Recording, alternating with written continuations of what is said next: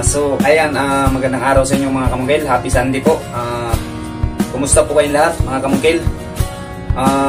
Shout out nga pala sa mga sulit kamungkil na sumusuporta palagi sa ating channel. So maraming salamat sa inyo. At nasa 12,000 subscriber mahigit na tayo mga kamungkil. Maraming salamat sa inyong lahat sa mga sumusuporta. So ngayong araw mga kamungkil, ating bibigyan kasagutan mga kamungkil yung maraming katanungan. Minsan nag-PPM na sa akin, minsan nagpupunta dun sa FB page natin. Ang FB page ko pala mga kamungkil, alias Mungkil po tayo sa FB, search nyo lang. So ngayong araw mga kamungkil, napagpasyahan ko, nasagutin ko talaga itong katanungan na to kasi maraming nagtatanong at kailangan para po ang mga tao po na gustong magpapagawa ng mga bahay nila ay may ideya po sila kung saan sa tatlo yung pipiliin nila kung magpapagawa na sila ng bahay. Siguro itong mga nagtatanong mga kamungkil, sila po yung mga taong nagbabalak magpapatay na ng bahay, wala silang alam o kulang yung kanilang kaalaman tungkol po sa kalakaran ng pagpapagawa ng bahay. So actually mga kamungkil, sana kagabi dapat magawa ko na itong video na to, pero ang lakas ng ulan mga kamungkil kaya pinalipas ko na lang muna at ngayong umaga sasagutin ko na yung mga katanungan na yan. So bago ang lahat mga kamungkil, para mas maganda, introhan muna natin.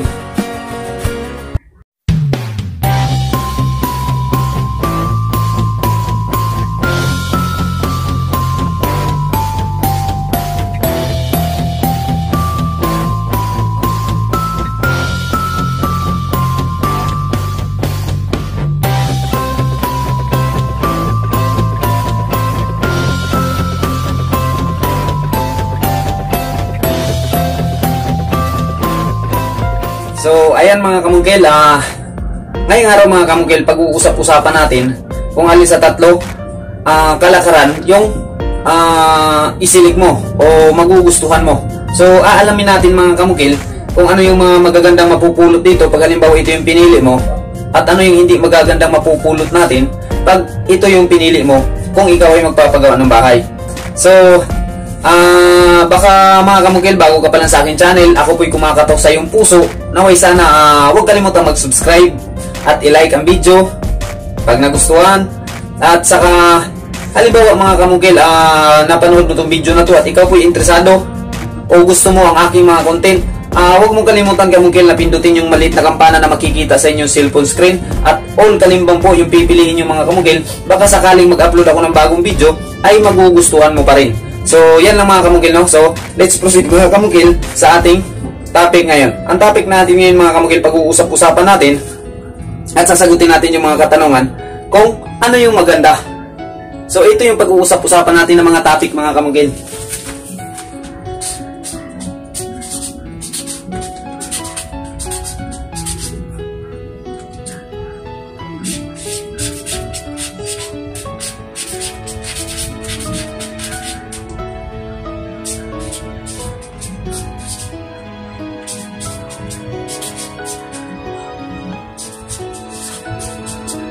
Yan. Kita ba mga kamungkil? Lapit natin ng konti. Mahirap kasi mga kamungkil walang videographer. So yan. Unang-unang pag-uusapan natin mga kamungkil, arawan. Ito yung mga tatlong kalakaran na pwede nyo mapagpipilian mga kamungkil pag kayo ay magpapagawa ng bahay. Yung tunog na tunog sa atin mga kamungkil, mga Pilipino dito sa Pilipinas, itong tinatawag nating arawan. So arawan yung sahod ng tao. So unahin natin ngayon ang arawan mga kamungkil, pero may kasunod pa niyan mga kamungkil. Meron tayong tinatawag na pakyawan.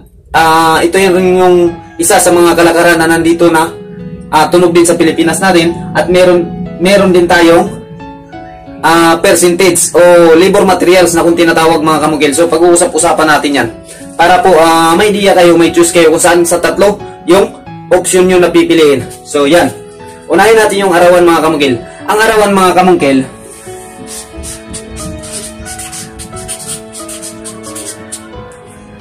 mostly naglalaro dito sa Mindanao na arawan ng tao pag iskilado ay nasa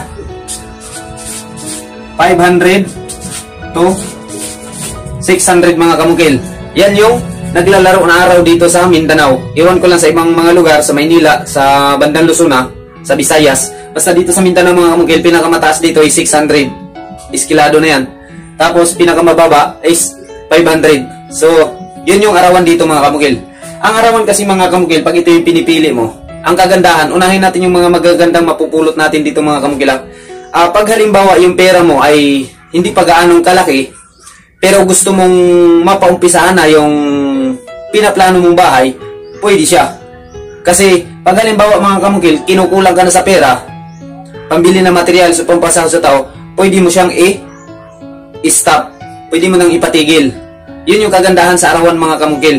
Na ang patrabaho mo sa tao mo o ang trabaho ang pagpatrabaho sa bahay mo ay nagdepende lang sa pera mo. So kaya mong kontrolin yung pagpatrabaho kung hanggang saan lang yung budget mo. Yun yung kagandahan sa arawan mga kamukil.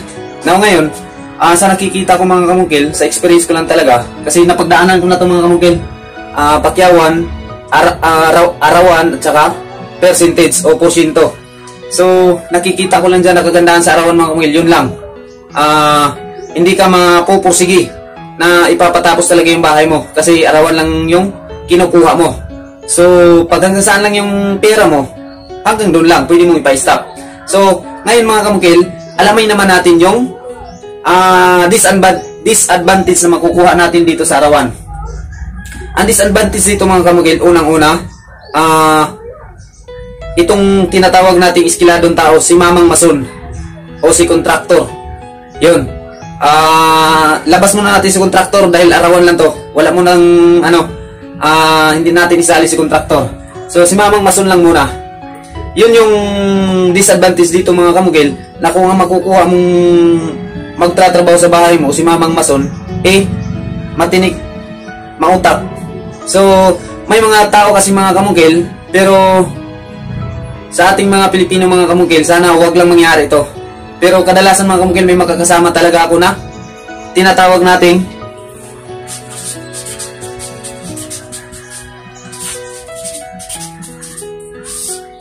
yan, patay oras mga kamukil, kill the time. Yun yung disadvantage dito mga kamukil. Kasi ikaw nagpapagawa ng bahay, hindi mo naman alam kung gaano kalaki yung kaya niyang tapusin sa isang araw. So si mamang mason lang yung nakakaalam kung ano yung kilos niya, gagawin niya lang ngayong araw. Gaano lang kalaki yung tatapusin niya ngayong araw. So wala tayong ideya kung kailan matatapos yung trabaho. Kundi si mamang mason lang yung nakakaalam kung hanggang saan niya gustong tapusin itong trabaho na to. Halimbawa mga kamukil, sa estimated mo, ikaw may-ari ng bahay, kaya mo ding mag-estimate. May mga tayong ganyan, instinct na mga ganyan, kaya mo mag-estimate na matapos lang ng isang linggo yung trabahoin. Example lang mga kamukil. Pero ngayon, pag nakakuha ka ni mama ng isang mason na mautak o kill the time ng trabaho, kaya niyan, hindi niya tatapusin ng isang linggo yan mga kamukil. Kundi tatapusin niya yan sa 2 linggo o isang linggo't kalahati. So yun yung disadvantage na makukuha natin mga kamukil. Nagdepende yan kay mamang mason kung maayos yung magtrabaho. Yung pinasahod sa kanya, sinuklian niya ng maayos na kilos, yun yung magandang mason. Yun yung magandang attitude ng isang mason. So, sa mga mason, tulad ko rin, sana yung pinapasahod sa atin, suklian natin ng tamang kilos yung binabayad nila sa atin. Kasi mahirap din maghanap ng pera na para po matupad yung pinapangarap nilang bahay. So, ganun din sa ating mga mason, mahirap din yung trabaho natin, pero yun yung trabaho natin. So, pag maayos yung trabaho mo, nasusuklian mo ng tamang kilos yung pinabayad sa'yo, maraming maghahabol sa'yo na magpapatrabaho kasi ganyan kang magtrabaho. So yun yung disadvantage mga kamukil. Una, si mamang mason, itong tinatawag nating patay oras or kill the time. So, ang pangalawang disadvantage nito mga kamukil, pag arawan, obligado ka ngayong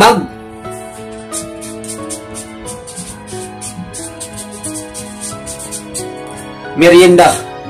Magpamerienda ka ngayon mga kamukil.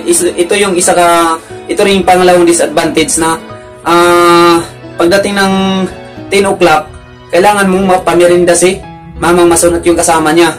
Pagdating naman ng hapon, kailangan mo rin magpamerienda kay mamang mason at sa kasama niya ulit. Kasi sa merienda kasi mga kamukil, sa aming mga construction worker, kahit merienda lang to mga kamukil, pero malaking bagay na to sa amin. Ito yung nagpapasaya sa amin sa trabaho pag darating na yung merienda time. Kasi makapagpahinga tayo ng 5 minutes, konting pahinga mga kamungkil, mas lalakas na lalakas yung trabaho kasi babalik na babalik yung lakas natin pag nakamerinda tayo. So yun yung advantage at disadvantage sa arawan mga kamungkil. Yun lang yung nakikita ko. So ngayon mga kamungkil, punta tayo sa pakyawan.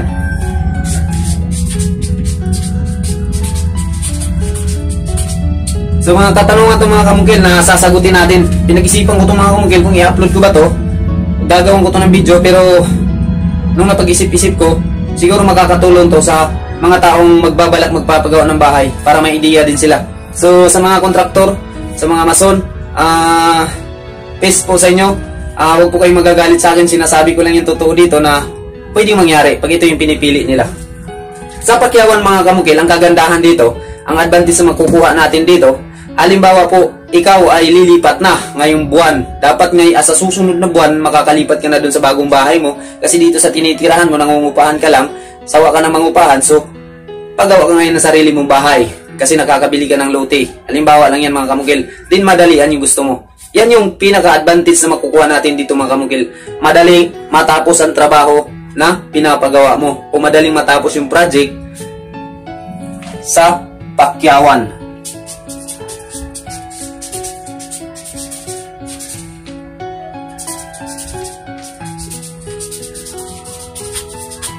Madaling matapos ang trabaho mga kamungkil pag pakyawan.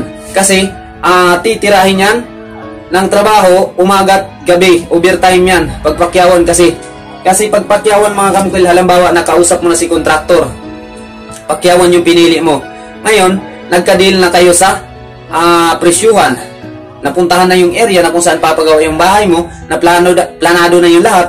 So, sa pakyawan mga kamungkil, may estimated si kontraktor dyan na ilang buwan matatapos yung project. Kaya kanyang bigyan ng estimated na buwan na ganitong buwan matatapos yan. Pag tuloy-tuloy lang yung materialis. So, ito yung tips ko sa inyo mga kamungkil pag pakyawan yung pinili nyo. So, marami kayong dapat asikasuhin dito o alamin pag pakyawan. Unang-una mga kamungkil, bago ka pumili ng pakyawan, magtanong ka muna kay mamang kontraktor o kay mamang mason na magtrabaho sa bahay nyo na pag ganito yung kalaking bahay na ipapagawa nyo, ipapakita nyo yung floor plan no, o di kaya disenyo ng bahay na gusto nyo, mga magkano yung budget. Yun yung pinaka-importante mga kamungkil pag pakyawan. Kailangan yung budget mo naka-fix na yan o sobra pa yan. Yun yung pinaka-maganda para ang habol natin doon hindi darating sa point na mauubusan ka na ng pera, hindi pa tapos yung project mo, yung pinapagawa mo. So ngayon, na-i-stop yung trabaho. Ang mangyayari dyan, kausapin mo ngayon si kontraktor kung pwede i-stop muna tayo kahit mga 1 linggo kasi wala na akong pera. Maghahanap ako ng pera o kaya mangungutang pa ako ng pera. So hindi natin pagkakaila mga kamungkil. May mga ganyan talaga, kailangan mangutang para matapos lang yung bahay natin na pinapangarap. So ang mangyayari dyan ngayon, papayag ngayon si kontraktor. Ngayon, pag papayag si kontraktor, pagbalik ngayon ng trabaho, si kontraktor ngayon mga kamungkil, maghihingi yan ng additional. Mag-a-additional talaga yan. O pwede mga kamungkil na hindi nababalikan yung trabaho na yan kasi ikaw yung pumalta. Dili yung materialis mo. Yung target ni kontraktor na ganung buwan na matatapos, sakto-sakto lang yun na makaginan siya si kontraktor. Pag lumampas sa target na buwan na yun, lugi si kontraktor. Yun yung habol ng mga kontraktor mga kamungkil. So may target na buwan na kailangan matapos. So kailangan magtanong kung sakto na ba yung budget mo. Pag kulang yung budget mo, wag mo muna ipapatira yan. So mamaya malalaman nyo pag kulang yung budget nyo. May option dyan, may mapagpipilian kayo. So yun yung tips ko sa inyo mga kamungkil. Isa yun sa mga disadvantage na kailangang alamin muna kung sakto na ba yung budget na papagawa ng bahay pag pakyawan yung pinili nyo. Pangalawang disadvantage mga kamungkil sa pakyawan. Ang pangalawang disadvantage nito mga kamungkil sa pakyawan, ito, yung arawan ni mason 500 to 600. Pero si kontraktor mga kamungkil, pag isang tao nagkukontrata sa bahay mo, maniwala kayo sa akin o hindi mga kamungkil, hindi mag-aarawan yan ng 500 o 600 lang. Kadalasan mga kontraktor mga kamungkil, yung arawan yan, breakdown yan sila ng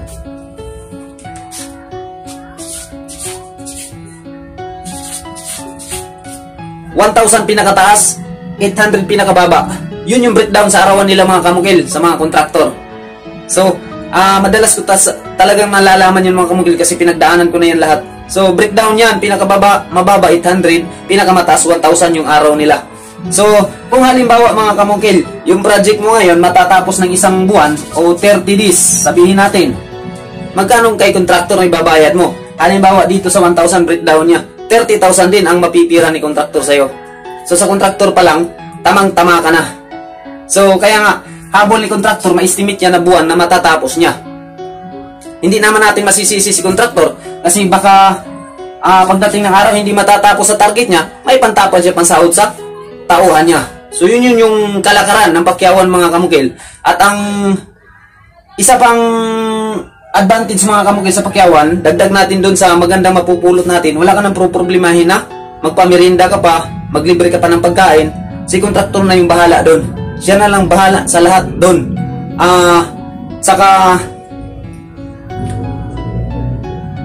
nasa sayo yan mga kamukil kung magbibigay ka ng merienda ngayong araw o sagot ko ngayong tanghalian nyo ngayong araw na to kasi nandito ako, sasagutin ko yung tanghalian nyo. Nasa puso mo na yan mga kamukil kung magbibigay ka.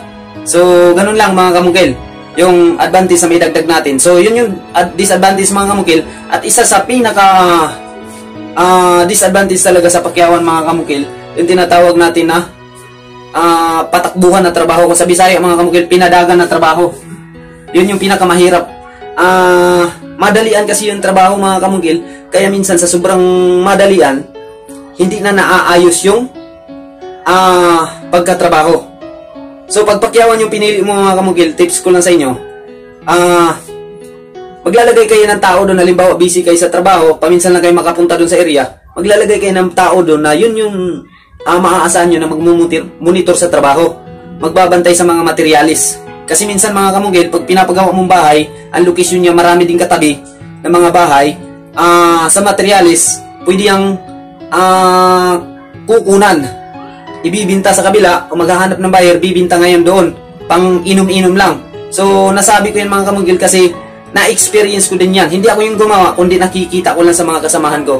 So, yun yung napakawalang kwenta na trabaho mga kamukil. Sa ganyan trabaho, masisira yung reputasyon natin dan kung isa tayong kontraktor o kahit construction worker ka lang, hindi ka mapagpakatiwalaan sa malit na bagay, ano pa kaya sa malaki. So, sana lang, wag na, iwala na natin yan mga kamungkil na mga construction worker. Wala na natin yung ganyang estilo, pagnanakaw na pinaghirapan naman yan ng nagpapagawa ng bahay tapos bibinta mo lang sa iba. So mahirap yung ganyan. So sana wag lang magawa niyang mga kamungkil. So kailangan may bantay tayo doon na maaasahan natin mga kamungkil. So ang pagtatlong disadvantage dito mga kamungkil, halimbawa naka-schedule na magkita kayo ni kontraktor o ni mamang mason na magtrabaho sa bahay nyo, ngayong araw magtatagpo-tagpo kayo sa isang lugar o kaya mag-location visit doon. Pag natapos na kayo mag-uusap-usap, may mga kontraktor talaga na hindi pa naumpisan yung trabaho, kumukuha na ng pera sa inyo. Kukunin na yung 1/4 ng presyo sa pakyaw na pag-uusapan nyo. Kukunin niya na yan. Kasi ang habol dyan mga kamungkil, minsan, aminin ko mga kamungkil, nagawa ko na rin yan. Ang habol namin dyan mga kamungkil, hindi na mapupunta sa iba yung project kasi nakakuha na ako ng 1/4 sa usapan na pakyaw natin. So, hindi mo na mabibigay sa iba yung project. Mamaya-maya mga kamugil, may nagtanong sa'yo, magkano yung presyo doon? Ito yung presyo niya. Dito ka na sa akin, mas mura ako. So, may mga ganyang senaryo mga kamugil na sasalumin ka pababa. So, yun yung mahirap sa kapwa natin Pilipino na nagsasaluman. So, sana mawala na din natin yan sa ating pagkatao. Yung mahilig tayong ang tawag nito, mahilig tayong magsalom mga kamungkil kung sa Bisaya pa. So, yun lang mga kamungkil to ang nararanasan ko sa pakyawan o alam ko sa pakyawan. So, ngayon mga kamungkil, proceed naman tayo sa last topic natin. Itong tinatawag nating labor materials o percentage.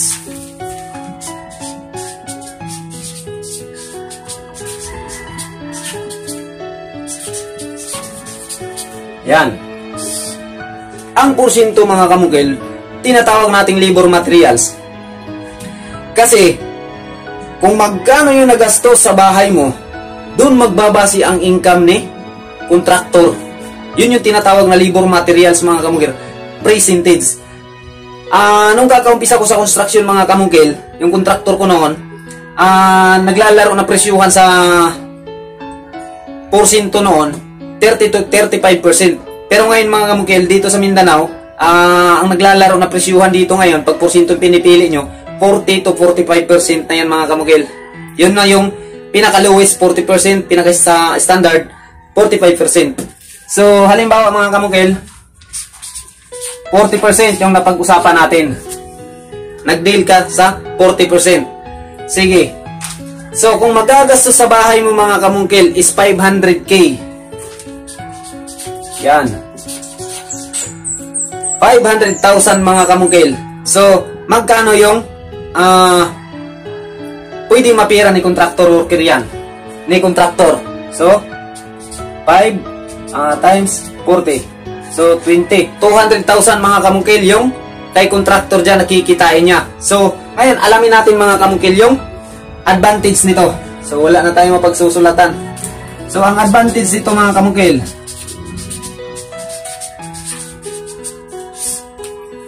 unang-unang advantage na makukuha dito mga kamungkil, dito sa pakyawan, kailangan nating alamin, konsultahin kay contractor kung magkano yung budget, kung ito kalaki yung papagawa nating bahay, kasi ang purpose natin doon para hindi madili yung mga materialis natin at tuloy-tuloy yung pagpapagawa. So, hindi tayo magkakaroon ng pagkaka-adisyonalan o hindi mangyayari, hindi na tayo balikan kasi dili tayo sa materialis. So, iba dito sa porsyento. Kahit hindi mo na yan gagawin mga kamungkil, okay lang.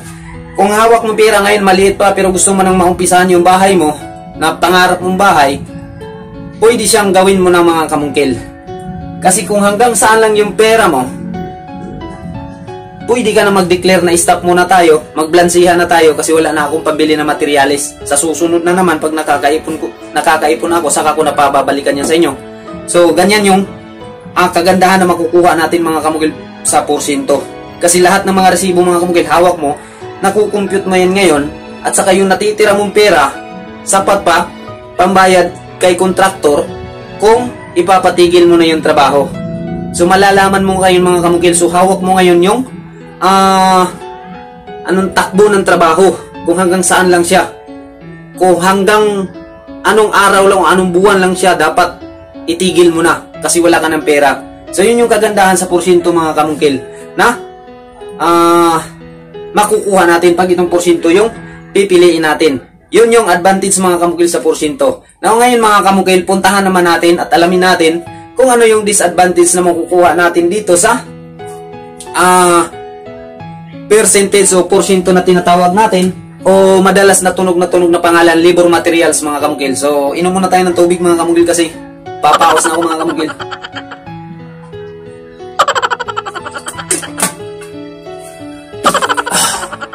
So ayan, alamin natin yung disadvantage mga kamungkil. Ang disadvantage dito mga kamungkil sa percentage, ako si contractor ngayon, alam ko na kikita ako ng malaki pag malaki nagagastos mo sa bahay. Halimbawa, umpisahan na natin sa pinaka-basic lang mga kamungkil, napatay na yung poste, magpapile na tayo ng CHB, external, panlabas. Ngayon, pwede tayong gumamit ng D4 kadalasan na makikita natin sa mga bahay. D4 talaga yung external, buong palibot na ng bahay, internal, external, D4 na yung ginagamit. Ngayon, hindi ako papayag mga kamungkil na D4 yung gagamitin natin sa external. Kasi gaya ng sabi ko, pag malaki yung gasto sa bahay, mas malaki yung kikitain ko. Magdi-declare ako ngayon kay D5 o D6. Kasi mas mahal yung presyo yun kaysa D4 na concrete hollow blocks. So, pag D6 yung pinapagamit ko sa'yo, mapipilitan ka ngayong susundin. Kasi ako yung nakakaalam. Wala ka namang idea kung paano mapapatibay yung bahay. So, susunod ka ngayon sa akin. So, for short mga kamungkil, sa materialis ka titirahin ngayon ni kontraktor. Di man natin pagkakailang mga kontraktor, pero ganyan yung habol natin. Pero wala tayong magagawa din na magpapagawa ng bahay kasi si kontraktor mga kamungkil, alam niya yung substandard na trabaho o standard na trabaho. Ang mga kontraktor mga kamungkil, hindi papayag yan na substandard lang yung trabaho. Kasi sa substandard mga kamungkil, darating ang araw, pag nagka-trahedya, madaling magbigayan. So, iba yung trabaho sa substandard, iba yung tibay at saka sa standard na trabaho. So ngayon, susundin mo ngayon si mamang kontraktor. Bibilihin mo yung pang-external na CHB na D-size. Mas mahal. Magkano yung isang piraso? 35. Confirm mo dun sa D4 na CHB, 12 pesos lang mabibili mo. Yung manual lang na pagkagawa, hindi yung machine. Kasi yung machine mga kamungkil dito sa Mindanao, yung presyuhan dyan is nasa 14 to 16 pesos yung presyuhan. So, doon tayo sa D-size ngayon yung bibilihin kasi yun yung request ni kontraktor. Kasi gaya na sabi ko, pag malaki yung gastos, malaki yung kikitain ni kontraktor. So ngayon, tuloy-tuloy na yung trabaho, tuloy-tuloy na. Now ngayon mga kamungkil, pagdating na naman sa bubong, still trust tayo, full trust tayo. Gagamitin natin pamakuha sa bubong sa parlina. Gagamitin natin parlina. Instead na pwedeng 3.0 mm kasi habol natin makakamura. Sana tayo may-ari ng bahay. Hindi pa payag ngayon si kontraktor. Bakit ayaw mo magpayag kontraktor? Substandard yan ma'am. Ang disenyo ng bahay mo hindi pwedeng gamitin natin yung ganyan kanipis na bakal. So, may idea na naman si kontraktor. Lusot na naman si kontraktor. So, anong gagamitin natin? Mas mahal, mas malaki yung kikitain ni kontraktor. Mag-declare ngayon si kontraktor ng 3.5 mm. 3.5 mm. Yun yung disadvantage mga kamungkil sa percentage. Kasi, magkano yung diferensya sa 3 at saka 3.5 mm? Mahigit mga nasa 200 siguro o 150 yung diferensya. So, malaki na yung pag binibili mo yan, malaki na yung magagastos mo. So, malaki yung binabayaran mo, malaki yung gastos mo, malaki yung kikitain ni kontraktor. So, yun yung disadvantage mga kamungkil. At isa pa, na tips ko sa inyo mga kamungkil. Pag halimbawa hindi nyo pa kabisado talaga yung tao nagtatrabaho ng bahay nyo, kasi minsan mga kamungkil may nakikita o na i-experience talaga ako mga kamungkil sa akin sarili na experience ko na, pero hindi ko ginawa magnakaw mga kamungkil kasi ang puhunan ko na sa pagtatrabaho ko mga kamungkil o pagkukuha ko ng mga project yung mapagkakatiwalaan tayo mga kamungkil. So may mga tao kasi mga kamungkil na pinapatungan yung presyo ng mga binibili o di kaya mga kamungkil 3.5 yung declare na bibilihin na bakal. Ngayon wala kang ideya kung gaano kakapal yung 3.5 at 3 mm. So ngayon mga kamungkil, yung binibili, ito lang 3 mm. Nakalagay sa resibo 3.5 mm. So yun yung mahirap mga kamungkil. So yung tips ko sa inyo, advice ko sa inyo, samahan nyo si kontraktor na magbili ng mga materyales o di kaya maglaan kayo ng araw na itong araw na to mamili tayo ng materyales, ilista nyo lahat ng mga kakailanganin para mabili natin lahat kasi bukas busy na ako, ganyan. Tapos isama nyo si kontraktor kasi si kontraktor yung nakakaalam sa mga dapat gamitin dun sa site na kung saan pinapagawa yung bahay natin. So yun yung pinaka disadvantage mga kamungkil, no? At advantage na makukuha natin sa porsyento kung pipiliin natin. So, parang walang pinagkaiba itong mga kamungkil porsyento sa arawan. Kasi, sa arawan, hawak mo din yung takbo ng trabaho. Kung hanggang saan lang yung pera mo, pwede mo nang i-stop. Dito kasi sa pakyawan mga kamungkil, yung disadvantage nito, kailangan mo talagang magtanong. Ikonsulta mo kay kontraktor o kamamang mason kung kakasya na ba yung pera na hawak mo ngayon. Kung ipapatrabaho mo yung bahay mo. Kasi, kadalasan na kukuha nitong pakyawan mga kamungkil, yung mga busy sa trabaho.